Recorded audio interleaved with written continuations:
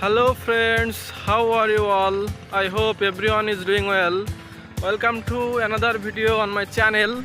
In this video I am gonna share some English sentences with you that will help you improve your spoken English.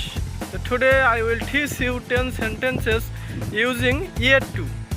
Yet to means এখনো কোনো কাজ বা ঘটনা ঘটেনি কিন্তু ভবিষ্যতে ঘটবে এমন অর্থ ব্যবহার করা হয়। So let's get started, and if you want more videos like this, don't forget to subscribe to my channel and stay with me. Thank you. So number 1, he is yet to arrive. That means সে এখনো আসেনি। Number 2, I am yet to finish my homework. আমি এখনো আমার বাড়ির কাজ শেষ করিনি। Number 3, she is yet to decide. সে এখনো সিদ্ধান্ত নেয়নি।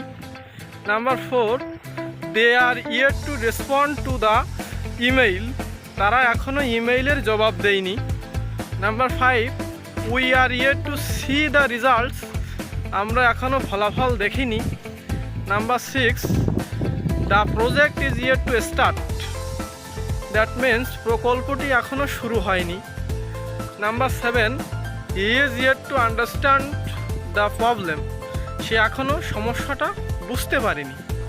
Number 8, I am yet to hear from him. আমি এখনো তার কাছ থেকে কিছু শুনিনি।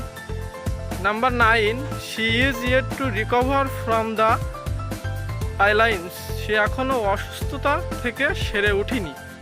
Number 10, the team is yet to score a goal. That means দলটি এখনো কোনো গোল করতে পারেনি।